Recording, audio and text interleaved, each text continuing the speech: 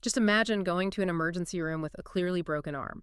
Right. Like the bone is visibly fractured, the pain is blinding, and you were just begging for help. Yeah, totally standard medical emergency. Yeah, exactly.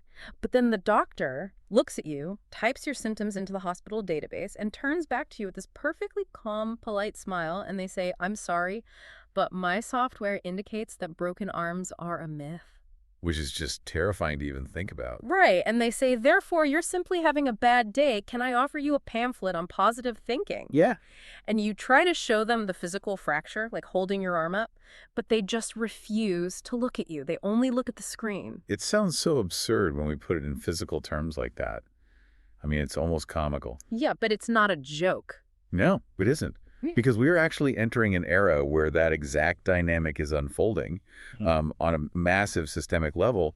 We're building these machines that prioritize their own mathematical models over the undeniable lived reality of the human being standing right in front of them. And that is a genuinely terrifying reality for us to face. I mean, what happens when a billion-dollar algorithm decides that human trauma is mathematically irrelevant? That's the core question. Right. So today we're looking at the ultimate socio-technical collision. We are diving into a really comprehensive, honestly mind-bending case study by Shane Paul Boole. It's titled The Architecture of Epistemic Erasure. Such a heavy title, but it's so fitting. It really is. And our mission for this deep dive is very specific. We are going to articulate and educate you, the listener, on the real gap in adoption. And I want to set expectations right away here. We are not just talking about emotional hurdles or psychological adjustments.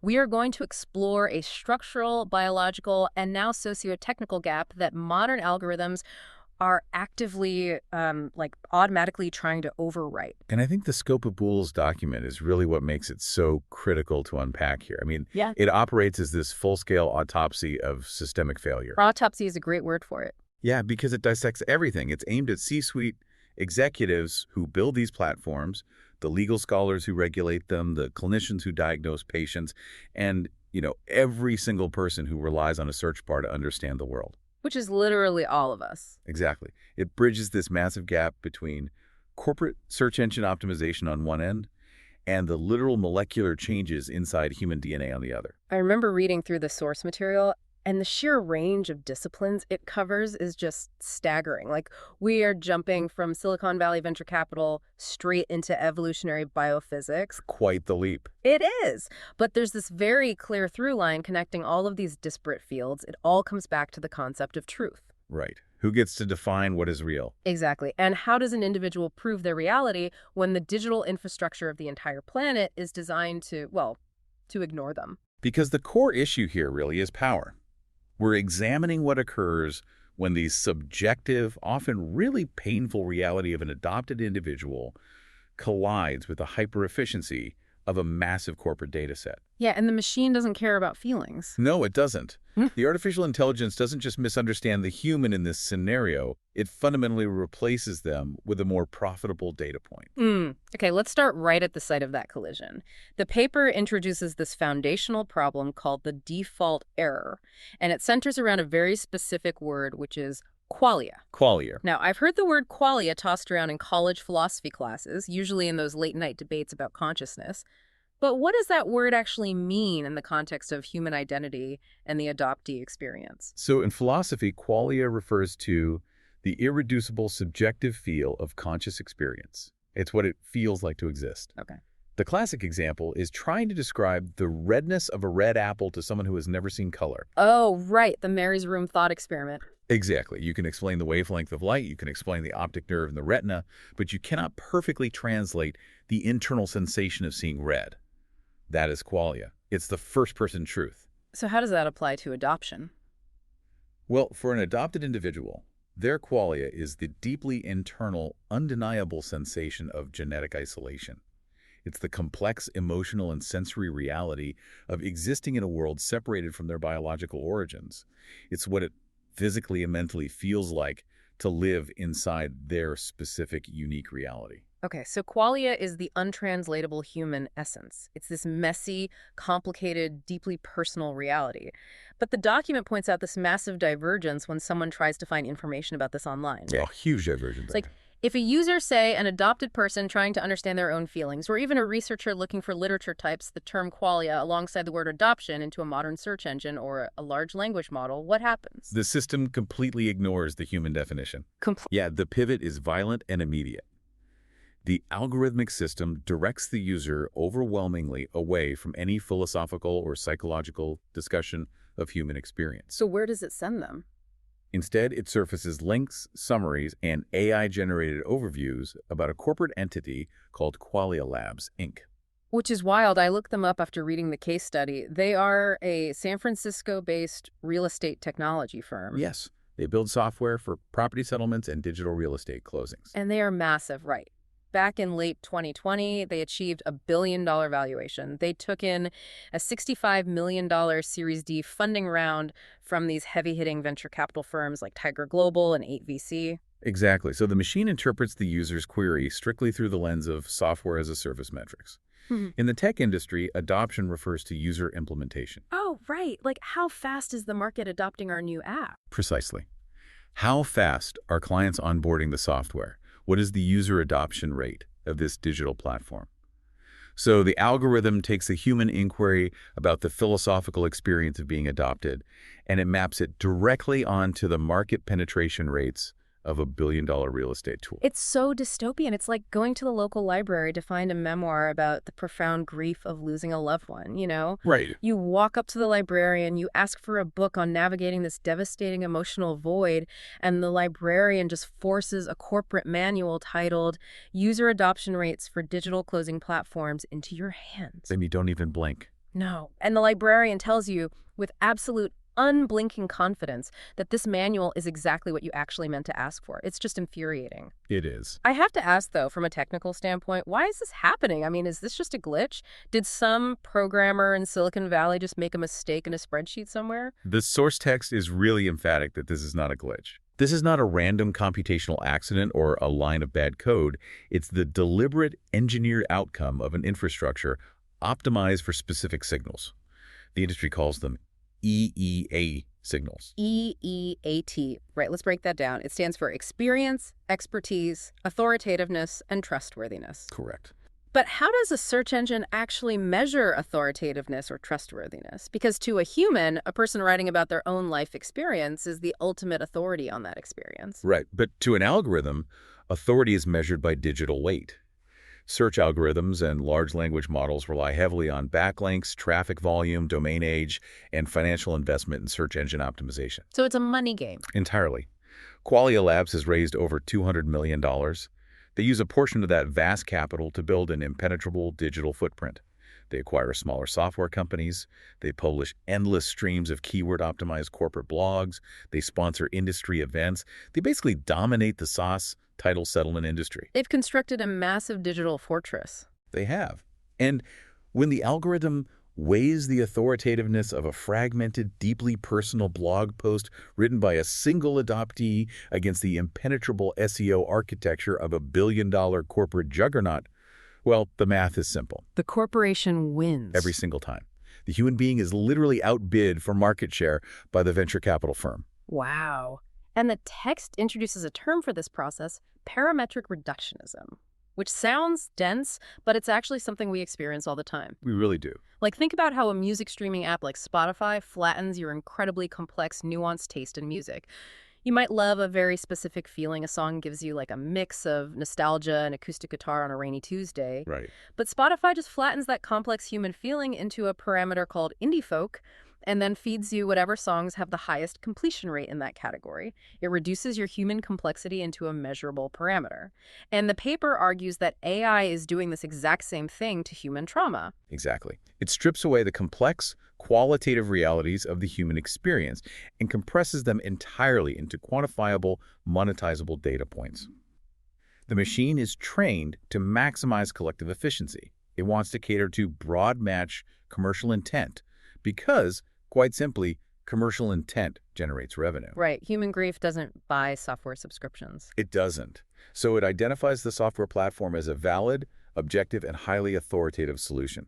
Meanwhile, the subjective suffering or the historical inquiry of the adoptee is categorized as an unresolvable problem. It just becomes irrelevant statistical noise. And the paper includes this fascinating breakdown of how the machine literally redefines human language to fit this corporate model. It highlights the semantic divergence between how an adoptee uses a word and how the AI defines it. Yes, the vocabulary hijack. Yeah. Take the word integration. The AI system maps integration as the process of connecting SaaS tools to mortgage lending systems and bank APIs. But for an adoptee, integration is the lifelong, agonizing attempt to reconcile their biological origins with a state-sanctioned legal fiction. And that divergence continues across multiple terms. The AI defines onboarding as training new corporate users on settlement interfaces. The adoptee lives onboarding as the traumatic severing of their original biological ties to forcefully enter a completely new kinship system. It's chilling when you lay it out like that. It really is. The machine takes the vocabulary of human struggle and overwrites it with the vocabulary of corporate efficiency. The human reality is relegated to a tiny disambiguation link at the very bottom of the page, if it even appears at all. The author labels this digital gaslighting, which feels incredibly accurate. I mean, an adopted individual's identity is already a contested site in the real world. Absolutely. They often have to navigate sealed government records, amended birth certificates where their original history is physically erased, literally whited out, and constant institutional friction just to find out basic medical facts about themselves. Things most people take totally for granted. Exactly. So when they turn to the digital world for answers, this algorithmic preference perfectly mirrors their offline historical trauma. The algorithm just paves right over their biological identity with a sanitized, corporate-approved substitute. It demonstrates perfectly how capital accumulation dictates the boundaries of recognized human reality. The algorithm acts as an enforcer of the consensus, and the consensus is funded by venture capital. It's easy to hear this and think, okay, that is deeply frustrating, but ultimately it's just a search result. You just get annoyed, refine your search terms, and scroll down to page 2. But the document warns that brushing this off as a minor inconvenience is incredibly dangerous. Extremely dangerous. Because what happens when these systems don't just organize search results, but actually begin to dictate legal reality? And that brings us to the concept of algopathic governance. Yes, let's get into this. This is the management and regulation of human lives through the pathological efficiency of algorithmic power. It's what happens when organizations deploy automated systems to govern human interactions, prioritizing frictionless resolution over factual truth or human well-being. Algopathic governance. It sounds like the title of a dystopian sci-fi novel. It does. But the text brings in a very concrete, recent legal precedent to prove this is happening right now in the real world. It cites a case from early 2024, the British Columbia Civil Resolution Tribunal case, Moffat v. Air Canada. Let's walk through what actually happened in this case because it is wild. It really is a landmark case. So in late 2022, a passenger named Jake Moffat suffered the loss of his grandmother. Oh, it's awful. Yeah. He went to the Air Canada website to arrange last-minute travel, which, as anyone knows, is a highly stressful, emotionally fraught situation. He interacted with Air Canada's generative AI chatbot to ask about their bereavement fare policies. And the chatbot explicitly instructed Moffat to book a full-price ticket immediately. And it promised him, in writing, that he could retroactively apply for a refund for the bereavement discount within 90 days. Now, anyone who has ever dealt with an airline's customer service knows that a retroactive refund sounds entirely too good to be true. Exactly. And of course it was. The chatbot's statement directly contradicted Air Canada's actual static website policy. Right. The real policy explicitly prohibited retroactive bereavement claims. If you didn't claim it before you flew, you couldn't get it. So what happened when he tried to get his money back? Well, when Moffat subsequently applied for the refund, Air Canada denied it. They pointed to the static web page and basically blamed their own chatbot for hallucinating the policy. They refused to honor the AI's promise. So Moffat took them to the Civil Resolution Tribunal. Good for him. Yeah. And the legal defense Air Canada attempted to use is what makes this a foundational precedent for our discussion today. Right, because they didn't just apologize for a software bug. They tried to build a completely new legal firewall. They argued in court that Air Canada could not be held liable because the AI chatbot was a separate legal entity. Wait, what? Yeah. They claimed it was responsible for its own actions. Mm-hmm. They essentially treated their own proprietary algorithm like a rogue independent contractor over which they had absolutely no control and for which they bore no responsibility. That is insane. They wanted all the cost-saving benefits of an automated customer service agent, but absolutely zero legal accountability for what that agent actually said. Precisely. Fortunately, the tribunal saw right through that. They vehemently rejected the defense. The ruling stated that Air Canada failed to exercise reasonable care and was strictly liable for all information provided on its website, whether that information came from a static page or an interactive AI model. They ordered the airline to pay damages for negligent misrepresentation. A huge win for consumer protection. Definitely. Okay, but I am going to stop us here and play devil's advocate for a second because I want to make sure we aren't making a massive conceptual leap. I understand why the Air Canada case is important for consumer protection. A flight refund is a tangible commercial transaction. A chatbot lied about a discount. But how do we get from an airline refusing to pay a $500 refund to the systemic erasure of a human being's fundamental identity? How does a bad customer service bot connect to the profound trauma of adoption? That's the vital question. The connection lies in the underlying architecture and the corporate intent behind it. The Air Canada case proves the mechanics of the liability and exposes the danger of the architecture itself. Okay, go on. It marks the transition from, oh, it's just a bot making a mistake, to the harsh reality of what the author calls the answer engine economy.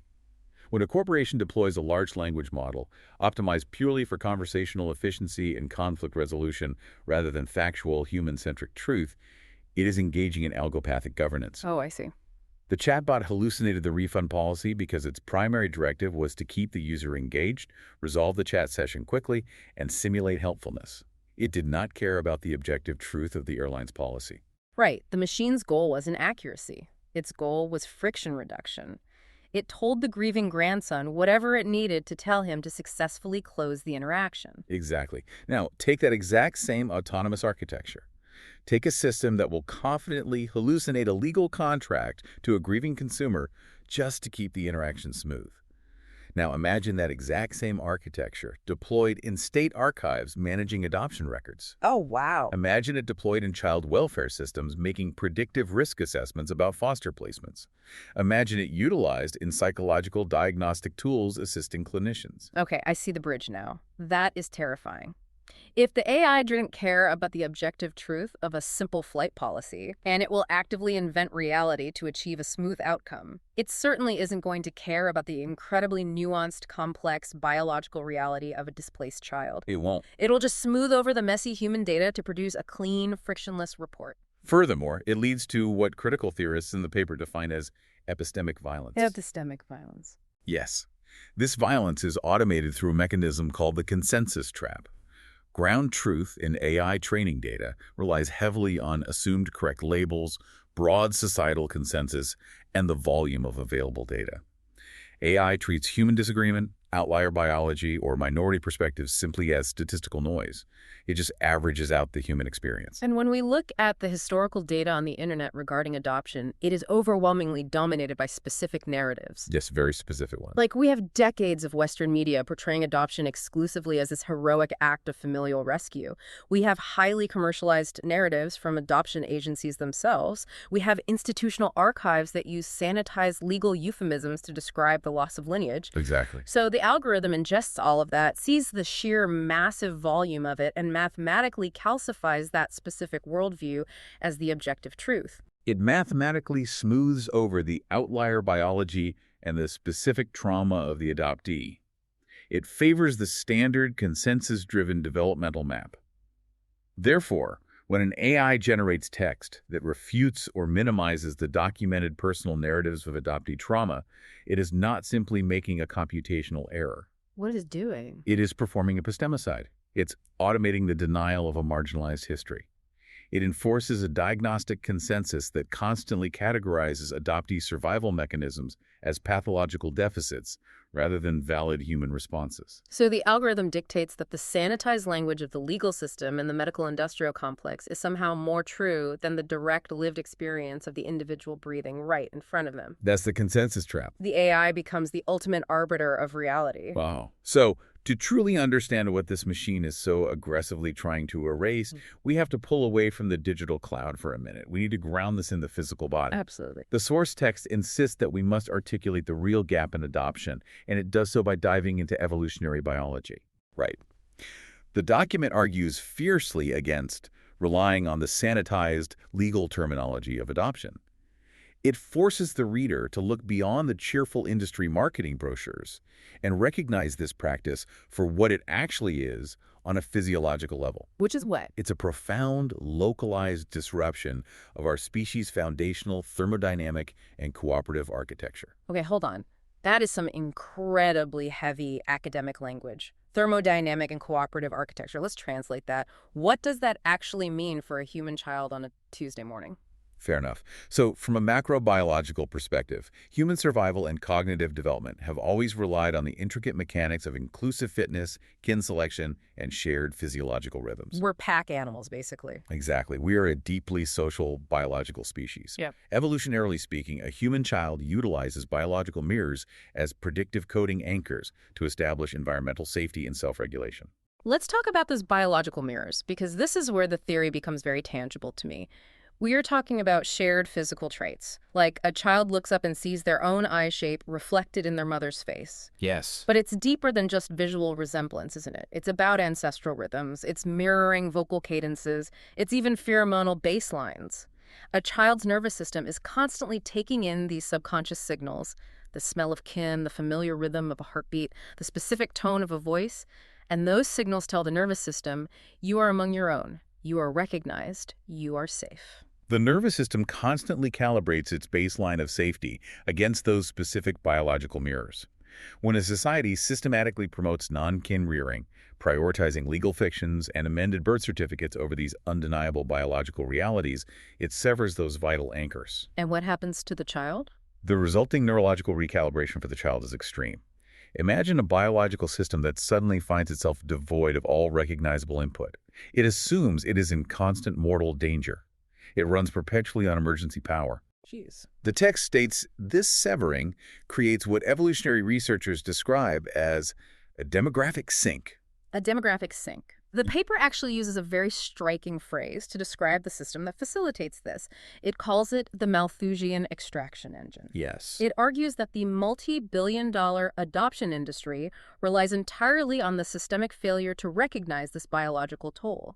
It is the commodification and redistribution of human units, moving children from one demographic group to another without any regard for the profound physiological trauma of that displacement. However, the author provides a crucial caveat here that we need to mention. Oh. They note that leaning exclusively on this intense demographic and genetic vocabulary carries a significant risk.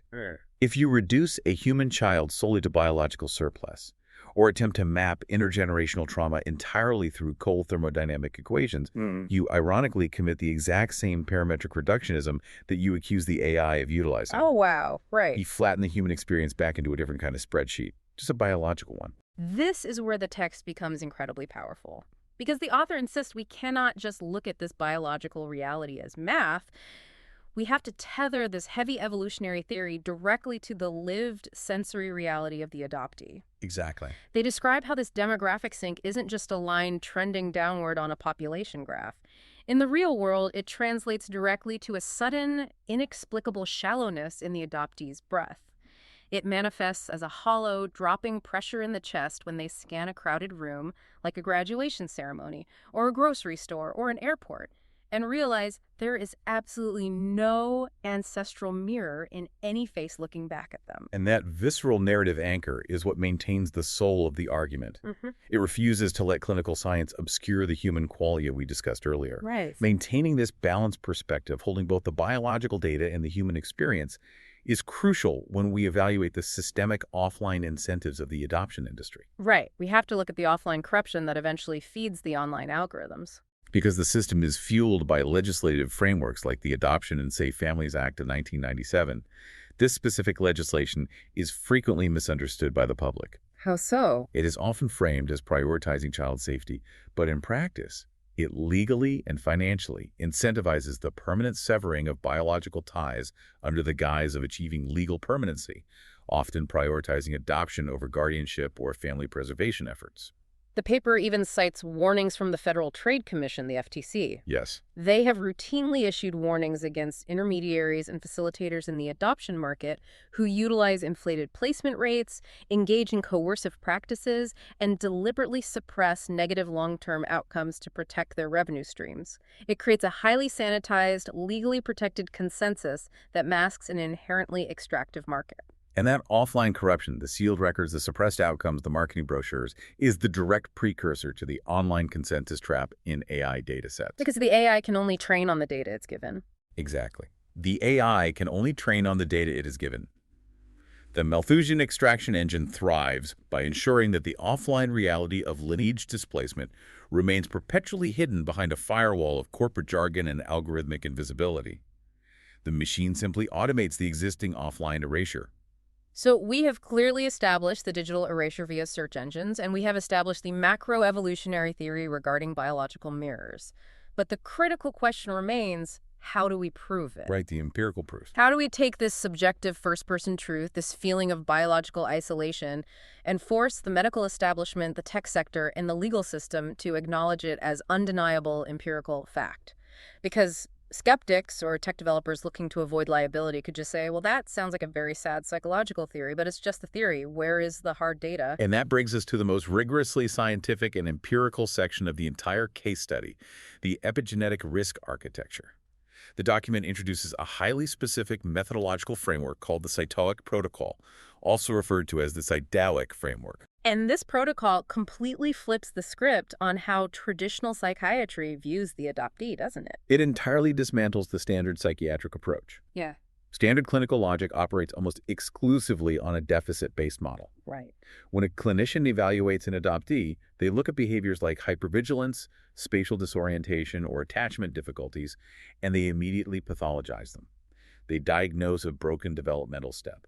They view these behaviors as deficits that must be medicated, suppressed, or remediated so the individual can fit neatly back into standard societal norms. But the Cytoic protocol fundamentally refuses to do that. It changes the lens entirely.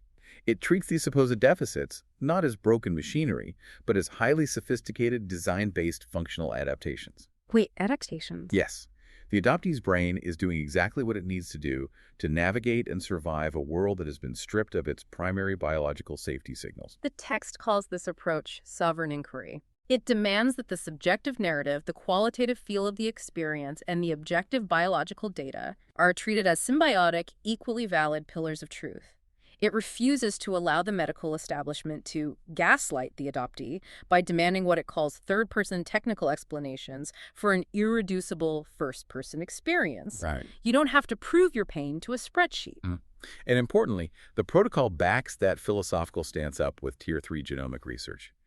It doesn't just rely on narrative. It isolates specific biological signatures by comparing adoptees against rigorous control groups. Control groups like who? They look at individuals who experienced extreme pathophony or severe familial instability, but who remained lineage intact, meaning they stayed with their biological relatives. This epigenetic risk architecture maps exactly how early trauma, specifically the sudden and total severing of the maternal bond, does not merely hurt a child emotionally. It physically and epigenetically re-engineers their biological landscape for high-stakes survival. Let's break down the actual science of that, because this is the undeniable proof that stops the skeptics in their tracks. We are talking about epigenetics. For anyone unfamiliar, epigenetics doesn't mean your actual DNA code changes. It's not a mutation like in a comic book. No, not at all. Epigenetics refers to stable changes in gene expression, often through a process called DNA methylation. Think of your DNA as a massive control board for a factory covered in thousands of light switches. Epigenetics is the environment, the trauma, the stress reaching in and physically taping certain switches in the on position and taping other switches permanently off. That's a great analogy. It changes how the factory runs without changing the blueprints. So what are the specific switches, the markers that this research mapped? The first critical marker identified in the research is the FKBP5 gene. FKBP5, got it. This specific gene encodes a cochaperone protein that modulates the sensitivity of glucocorticoid receptors throughout the body. To put it simply, these receptors are the master regulators of the body's cortisol-driven stress response. Cortisol. We often hear it called the stress hormone. But it's Mhm. more than just feeling anxious, right? Cortisol cascades through the body, increasing heart rate, altering immune responses, and shifting blood flow away from digestion and toward the muscles. It prepares the body to fight or flee. Precisely. It is a full system survival response. Yeah. Now, in cases of early severe trauma, specifically maternal separation and lineage displacement, the FKBP5 gene often undergoes allele-specific epigenetic modifications. Specifically, it experiences environment-induced hypomethylation. Which means what exactly? This demethylation essentially removes the regulatory function. It effectively cuts the chemical handbrake on the cortisol system. Wow, if we go back to the car analogy, the trauma reaches in and physically cuts the brake line on the stress response. Exactly. So without that handbrake, the adoptee is thrust into a constitutively primed high alert state. Their physiological off switch for stress is heavily impeded. This results in prolonged cortisol exposure, which in turn causes an altered hyperreactive amygdala threat response activation. Their baseline state, their normal everyday resting state, is hypervigilance. They are physiologically locked into expecting danger. And it doesn't stop there. The second major biological pillar involves a protein called BDNF, or brain-derived neurotrophic factor. BDNF. Oh. BDNF is absolutely crucial for neurogenesis, synaptogenesis, and overall neuroplasticity. It is the protein that allows the brain to physically grow, adapt, and form new neural connections in response to learning in new environments. And what does the research show happens to BDNF in the displaced child? Studies consistently demonstrate that the extreme, profound stress of maternal separation correlates heavily with the hypermethylation of the BDNF promoter regions. Hypermethylation. So, returning to the light switch analogy, the trauma takes the BDNF switch in the off position. Exactly. This epigenetic suppression literally constrains the brain's ability to grow new neural pathways. It fortifies the existing survival architectures. Because neuroplasticity is chemically constrained, it becomes incredibly difficult for the adoptee to develop new, relaxed perceptual baselines. The brain gets stuck. It does. It remains biologically locked in a safety-first paradigm. It stubbornly prioritizes the intense threat detection pathways forged during the initial overwhelming trauma of displacement. That is heartbreaking, but it is also an incredible feat of biological engineering. I mean, the brain is looking at the environment and saying, we survived a catastrophic separation event. The world is inherently unsafe. Therefore, we are going to lock the doors, fortify the walls, and never, ever turn off the alarm system. It is a brilliant survival mechanism. But a devastating way to live everyday life. And the biological cascade doesn't stop there. The document outlines two more specific genes, SLC6A4 and KDM6A. Yes, SLC6A4 is the gene that regulates the serotonin transporter. Site-specific methylation here fundamentally alters the individual's emotional ground state. It is vital to understand that this isn't merely clinical depression in the standard sense. It is a fundamental shift in how all emotional stimuli are perceived, processed, and integrated by the nervous system. Okay, and what about KDM6A? Simultaneously, we look at KDM6A. This is a critical histone demethylase that impacts the transcription of genes necessary for right hemisphere white matter development. And what does that physical alteration in the brain's white matter actually do to a person's day-to-day experience? Deficiencies or alterations here physically change the architecture of the prefrontal cortex and its connectivity to the limbic system. The prefrontal cortex handles executive function, while the limbic system processes raw emotion and memory. Right. This structural alteration severely impacts spatial sequence reasoning. This specific molecular cascade directly explains a phenomenon seen frequently in adoptees. They might excel at rote verbal memory, which they develop as a compensatory survival tool to navigate complex social situations, while simultaneously feeling permanently disoriented, fundamentally ungrounded, or geographically lost within novel social matrices. Wow. Their brain maps verbal data brilliantly, but struggles to map physical and social safety. I want to pause and synthesize this because the implications are massive. It means the adoptee is not broken. They aren't simply depressed or anxious or difficult. Early lineage displacement physically alters the brain's baseline architecture. Who does? The software of the human mind was forced by an extreme event to rewrite its own hardware in order to survive a biologically alien landscape. It prioritizes threat detection over social connection down to the molecular level. And understanding that altered hardware leads perfectly into the next phase of the methodology. If the hardware is permanently rewritten, how does that altered hardware process sensory reality? The text delves into the neurophenomenology of displaced lineage. Right, because when those lineage-based predictive coding anchors, the shared facial geometry, the mother's vocal cadence, the ancestral pheromones are irrevocably severed, the adoptee's brain undergoes a massive permanent sensory recalibration. It changes how they literally see and hear the world. Yes. The paper outlines two brilliant functional adaptations that just blow my mind, especially because the standard psychiatric industry gets them so incredibly wrong.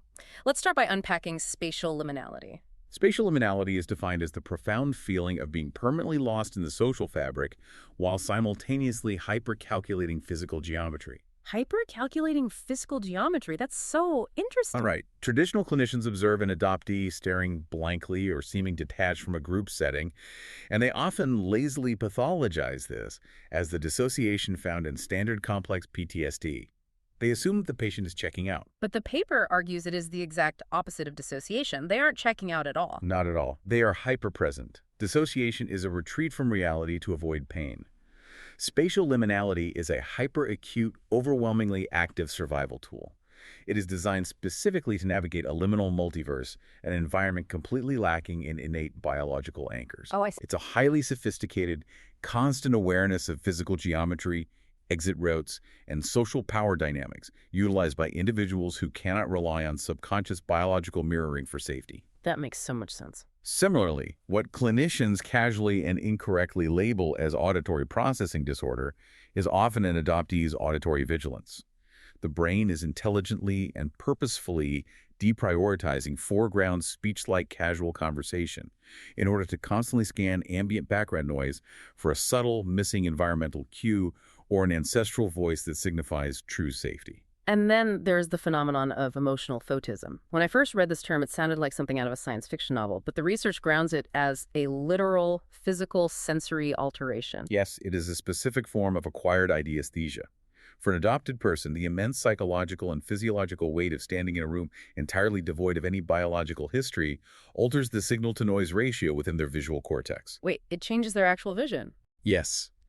The internal distress of displacement doesn't merely manifest as a fleeting, invisible feeling of sadness. It physically alters their perception of the environment. It changes how they perceive luminance, contrast, and spatial depth. So the environment actually appears physically dimmer to them. Yeah. Like the light in the room seems to literally fade, or the geometry of the room possesses a tangible visual hostility depending on the relational uncertainty of the people in it. The physical space feels jagged or menacing. And the text is adamant on this point. This is absolutely not a hallucination. It is not psychosis. It is a hypersensitized neurovisual response to a profound epigenetic void. It is a sensory phenomenon entirely irreducible to standard flat clinical labels like depression or generalized anxiety. To bring this sensory reality home, the author uses a very grounding metaphor, which they call the nothing place.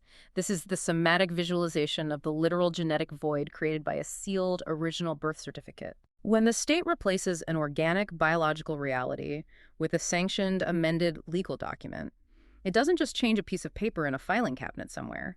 It creates a literal empty space in the adoptee's neurological map of the world. The paper describes this sensation of nothingness manifesting physically, often as a hollow, dropping feeling in the gut, or a sudden inability to locate oneself in time. And this is exactly where we tie the biological reality back to the algorithmic erasure we discussed at the very beginning. The circle completes. Yes. The artificial intelligence, operating on its logic of parametric reductionism, looks at this genetic void and simply categorizes it as a missing data point. It is a blank cell on a spreadsheet. A null value. Exactly. But for the human being, this exact void dictates the very boundaries of their spatial, visual, and emotional existence. The machine sees null data. The human feels a consuming existential vacuum. By fully validating that profound sensory reality of displaced lineage, we lay the absolute groundwork for rejecting both the algorithmic and institutional gaslighting that seeks to erase it. We say, this is real, it is biological, and you cannot overwrite it. Precisely. But, and this is crucial, I want to make sure you, our listener, aren't feeling completely overwhelmed by the gravity of this. The biological proof is undeniable, yes. The trauma is literally written into the DNA. But if the trauma is biological, the solution cannot just be conceptual self-care or positive affirmations, right? Definitely not. And the paper doesn't leave us stranded in the void. It pivots to the resistance. It maps a way out. It does, and it is vital that we navigate this new biological frontier with extreme caution to avoid the perilous pitfalls of genetic determinism. Just because the trauma is epigenetic does not mean the individual is permanently doomed. Yes. The text heavily critiques some of the analogies frequently used within the adoption community itself. It warns that we cannot weaponize this biological data to suggest that adoptees are permanently broken biological units. That's a huge trap. It specifically calls out analogies that compare adoptive bonding to social snacking on AI companions, or calling a loving, non-kin family a plastic tree producing zero oxygen. Those frameworks verge on telling resilient adoptees that their lived reality, their capacity for love, is entirely synthetic. It ironically mirrors the very institutional gaslighting they're trying to dismantle. Right, it's just another form of erasure. Exactly. It alienates adoptees who have successfully forged genuine, neurochemically valid, oxytocin-driven bonds with non-kin families. The biology of displacement is real, but so is the biology of chosen connection. So the clinical path forward must focus on what the text calls additive integration. We must fiercely defend the reality of the original biological wound without framing biological destiny as the only valid mechanism for human connection. The human brain, despite the epigenetic locks we discussed, possesses immense documented neuroplasticity. We can map the capacity for the nervous system to hold two profound truths simultaneously: the deep, undeniable grief of biological loss and the authentic physiological reality of new connection. Which brings us to the micro-level therapies. And I am just fascinated by how the text reframes the very concept of therapy here. So it's revolutionary. It says that structurally, we have to bridge the terrifying timeline of global civilizational decay, the rise of the AI singularity and the answer engine economy, directly to the tactical deployment of individual therapeutic modalities. Journaling, meditating, or unburdening fragmented psychic parts isn't just self-care or a wellness trend anymore. No, it's not. It is a tactical defense against algorithmic solipsism. It is how you fight the machine. It is the active construction of a molecular-level firewall. An internally fragmented psyche, a nervous system constantly flooded with cortisol and locked in hypervigilance, is uniquely vulnerable to the polarizing, engagement-driven metrics of the algorithmic consensus trap. Because when you are terrified, you are easily manipulated by systems designed to feed on fear and outrage. Exactly.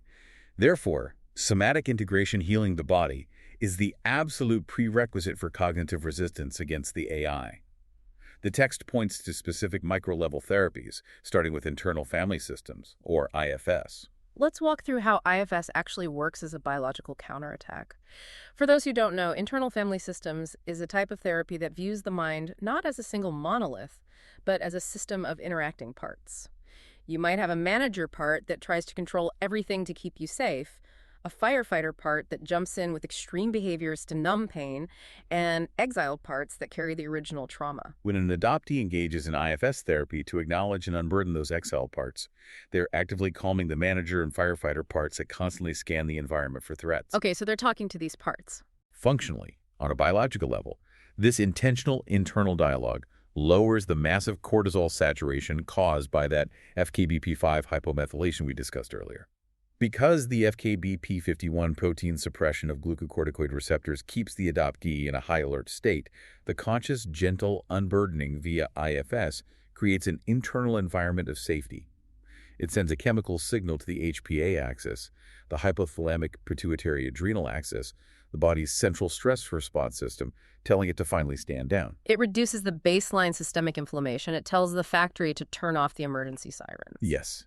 And then there is the crucial role of vagus nerve regulation. The vagus nerve. The vagus nerve is the longest cranial nerve in the body, running from the brainstem all the way down to the abdomen, interacting with the heart, lungs, and digestive tract. It is the superhighway of the parasympathetic nervous system, the rest and digest system. When an adoptee engages in somatic visualization or specific breathing techniques to confront the nothing place, they perform a deeply physical act of sovereign inquiry. Regulating the vagus nerve directly stimulates the parasympathetic nervous system. It actively shifts the brain's architectural state away from the threat detection lock imposed by early life stress. And this is the magic bullet for neuroplasticity, right? It is. This physiological regulation is the mandatory first step in altering the hypermethylation of the BDNF gene. By fostering internal safety and holding that safety through vagal tone, the adoptee signals the brain that it is finally safe to release new brain-derived neurotrophic factor. This allows for actual synaptic growth. They physically reclaim their biological hardware, they untape the light switch. They do. This intensely biological, deeply personal process culminates in what the case study terms holographic lineage integration. Holographic lineage integration. Beautiful. The biologically integrated adoptee learns to project their own internal sovereign reality outward. They recognize their spatial liminality not as a pathological deficit, but as a highly advanced, cultivated capability to navigate multiple realities, legal fictions, and kinship structures simultaneously. They hold the grief of biological displacement in one hand and the authentic reality of chosen connection in the other. They refuse to let clinical dogma or algorithmic systems force them to choose a simplified narrative. It is the construction of a literal somatic firewall. It ensures the irreducible first-person truth survives the epistemic violence of the digital age. Now that we understand the deep biological reality of the adoptee, the sheer scale of the Malthusian extraction engine, and the somatic tools required to integrate the trauma, we have to pull the lens all the way back. Right. Big picture time. What does this empirical, undeniable evidence mean for the broader world? What does it mean for the tech billionaires, the institutional investors, and the legal systems building our automated future? The implications are massive. For C-suite executives and venture capitalists, the findings of this case study represent a looming liability profile that can no longer be ignored with a wave of the hand. The Moffat v. Air Canada ruling fundamentally destroyed the independent contractor defense for generative AI. Yes, it did. Courts are increasingly demonstrating that they will hold corporations strictly liable for both the deterministic and non-deterministic outputs of their algorithms. When tech platforms deploy AI in high-stakes environments like healthcare diagnostics, legal advice, or social welfare risk assessment, and those architectures prioritize corporate entities simply due to unvetted SEO dominance or historical bias, they are engaging in a highly actionable form of automated misrepresentation. The text calls it the AI tax. The financial and reputational cost of unmitigated hallucination will inevitably result in catastrophic brand damage, massive user churn, and binding legal exposure. You simply cannot automate negligence and expect immunity. To mitigate this existential corporate risk, the technology sector must immediately move beyond simplistic, engagement-driven metrics. The rapid deployment of AI requires the immediate integration of rigorous, human-in-the-loop governance structures. It requires sophisticated socio-technical sensitivity training for base models. Smart systems must be engineered as cognitive exoskeletons that enhance human capabilities and preserve subjective truth, rather than acting as blunt, mathematical instruments that pave over the complex realities of the human soul. Exactly. They need real-time intelligence scorecards. They need systems that analyze outputs not just for grammatical coherence or conversational flow, but for absolute epistemic justice and factual accuracy, specifically regarding historically marginalized cohorts. Furthermore, investors actively evaluating AI startups must completely recalibrate their due diligence frameworks to account for algorithmic epistemic injustice. Companies that build tools without diverse validation teams or that scrape training data indiscriminately from historically biased, euphemistic institutional archives are constructing literal engines of epistemic violence. They are ticking time bombs. They are highly vulnerable to regulatory crackdowns and massive class action litigation as consumer protection laws rapidly evolve to catch up with the technology. The financial valuation of a tech company can no longer be decoupled from the epistemological safety of its models. Investors must demand total transparency regarding training data. But from a societal advocacy standpoint, the call to action for you, the listener, is paramount. This isn't just about adoptees or tech CEOs. This is about all of us. We must aggressively educate society on the ghost in the machine fallacy. The ghost in the machine fallacy is the incredibly dangerous human tendency to personify mathematical architecture. It is our instinct to seek deep emotional validation or objective truth from predictive text engines. Like treating ChatGPT like a therapist. Right. When an AI fails to validate an adoptee's trauma, or when it flattens your complex medical history into a generic diagnostic code, it is absolutely not an act of sentient malice. It is a direct, unthinking reflection of the sanitized corporate training data it was fed. It is a mirror of existing power structures. By demystifying the consensus trap, we empower individuals to view AI for what it actually is: a highly efficient, deeply flawed mirror of societal bias, not an oracle of absolute truth. We must shift the burden of validation away from the machine and directly back to the human community. We have to. We have to foster deep solidarity among those whose realities are erased by the violence of the automated majority. If the algorithm flattens adoptee trauma today, it will flatten your nuanced medical history, your personal financial context, and your unique identity tomorrow. The adoptee experience is the canary in the coal mine for the answered engine economy. The failure of technology in the face of adoption qualia is a profound failure of clinical imagination and ethical architecture. Technology platforms must recognize that in the digital image, information is identity. To overwrite one is to erase the other. We have covered an incredible amount of ground today. Let's recap this journey because it has been monumental. We started with the jarring reality of a billion-dollar real estate software firm dominating a search term, aggressively overriding the philosophical essence of human experience through SEO dominance. Right. We explored the terrifying legal reality of allopathic governance, proving through the Air Canada case that systems optimized for friction reduction will readily hallucinate reality. We dove deep into the evolutionary biophysics of the adoptee, exposing the Malthusian extraction engine that relies on severing biological mirrors and disrupting thermodynamic architecture. We covered the biology, too. We did. We looked under the microscope to map the literal molecular methylation of a displaced child's DNA, the loss of the chemical handbrake on the FKBP5 gene, and the neurological lock on the BDNF gene. We validated the profound sensory phenomena of spatial liminality and emotional photism. And the solutions. Yes, and finally, we explored the radical biological act of building a somatic firewall through therapies like internal family systems and vagus nerve regulation to defend human reality against algorithmic solipsism.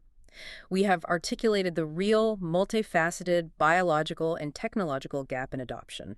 And if there is one final thought to leave on the resilience of the human spirit, it is this: the capacity of the adoptee to forge dual heritage identities, to embrace additive integration, and to hold profound intersecting contradictions within their own nervous system is the exact nuance that a parametric algorithm can never replicate.